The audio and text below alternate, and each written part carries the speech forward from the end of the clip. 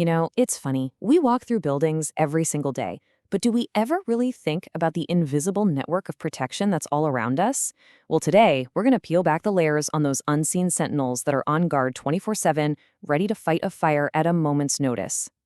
So let's just imagine for a second. If a fire broke out right where you are, right now, what's actually standing between you and the danger? Besides grabbing an extinguisher, your building has its own defense plan. But what is it? And more importantly, how does it all work?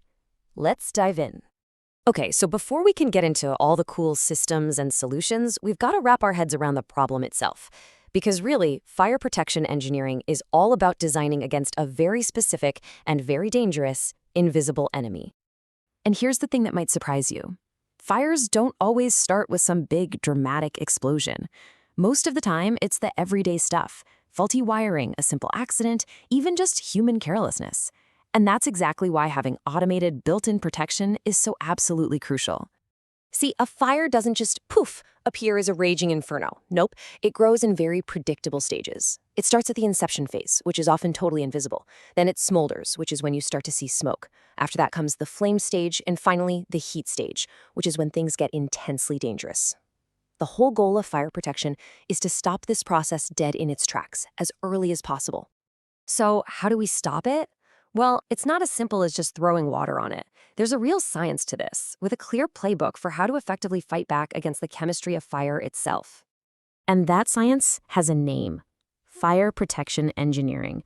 It's this amazing, specialized discipline that blends physics, chemistry, and engineering, all to design the systems that keep us safe, protect buildings, and make sure everything can keep running. And it all boils down to this one fundamental concept, the fire triangle. You've probably heard of it. A fire needs three things to exist: fuel to burn, oxygen to breathe, and heat to get it all started. To kill a fire, you just have to take away one of those three sides. Every single system we're about to look at is designed to do exactly that. All right, so theory is one thing, but let's see how this stuff actually works out in the real world. We're going to start with the systems you're most likely to see every day, the first responders that are literally built into the walls around you. First up, the humble hose reel. I bet you've walked past dozens of these and never given them a second thought. But this is the building's main first aid tool. It's designed for anyone, for you, to tackle a small fire right when it's starting. Now, this is where the design gets really, really smart. These reels aren't just placed on the wall at random. They're always located right near an escape route. And why is that so important? Well, it means that as you're pulling the hose towards the fire, you're actually being guided back towards safety. It's a firefighting tool and a life-saving guide, all in one. Pretty clever, right? Okay, now for the absolute rock star of fire protection, the automatic sprinkler system. This is, without a doubt, probably the single most important and successful automated firefighting system ever invented. So what makes them so great? Well, unlike a hose reel, sprinklers don't need a person to do anything. They are a fully automatic first aid system.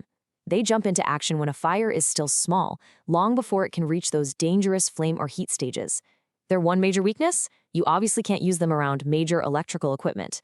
Water and electricity, not a great combo. And if you need any proof of just how effective they are, look at this number: 70%. Sprinklers are so good at what they do that insurance companies, whose entire business is calculating risk, might offer a rebate of up to 70% just for having them installed. That one number tells you everything you need to know. But what about those places with extreme fire hazards? Places where a normal sprinkler system just won't cut it. Well, that's when you have to call in the heavy-duty specialists. Okay, check this out. We've got two systems here that sound kind of similar, drencher and deluge, but they do completely opposite jobs. A drencher system puts a curtain of water on the outside of a building to shield it from a fire happening next door. On the other hand, a deluge system is designed to completely flood a high-hazard room on the inside to stop a fire from ever getting out. And when we say high risk, we mean seriously high risk. Think about places where a fire could become a catastrophe in seconds. We're talking aircraft hangars full of jet fuel, factories making fireworks, or plants manufacturing super flammable foam. In places like that, you need the overwhelming power of a deluge system. So, have you ever wondered how firefighters get water, say, 50 stories up a skyscraper? They don't drag hoses all the way up the stairs. I can promise you that. No, They plug into a special system designed for exactly this, the wet riser. Here's the deal. For any building that's over 60 meters tall, you'll find a wet riser. It's basically a giant vertical pipe that's always filled with pressurized water. And on every single floor, there's a connection point, just like a fire hydrant. It's the building's own private water main, ready for the fire brigade. But what about those situations where water would actually cause more damage than the fire itself? Imagine a server room full of electronics or a museum with priceless art. For that, you need a completely different approach, one that doesn't use a single drop of water. So how does it work? Well, it attacks a different side of that fire triangle we talked about, oxygen. The system floods a sealed room with carbon dioxide gas, which literally pushes the oxygen out of the way until there's just not enough left for the fire to burn. And of course, since that's also not great for people, these systems always have loud alarms and flashing lights that go off before the gas is released, telling everyone to get out.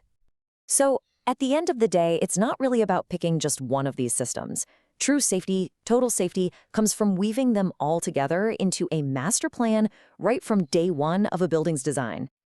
There's this quote from the source material that just nails it perfectly. It says, "The concept of whole building design is critical with fire protection engineers. You can't just slap these systems on as an afterthought. They have to be part of the building's DNA from the very beginning." And that really drives home the big takeaway here. Fire safety is a holistic system. The mechanical sprinklers have to work with the electrical fire alarms, which are supported by the architectural design of the escape routes, all of which are inside a structure that's engineered to resist fire. It's a team effort. Everything has to work together perfectly. So the next time you're in an office or a hotel or a shopping mall, just look up. Those little sprinkler heads and smoke detectors, they're not just decorations. They are the quiet, ever-watchful sentinels of an incredibly complex, life-saving system. Kind of makes you think, doesn't it?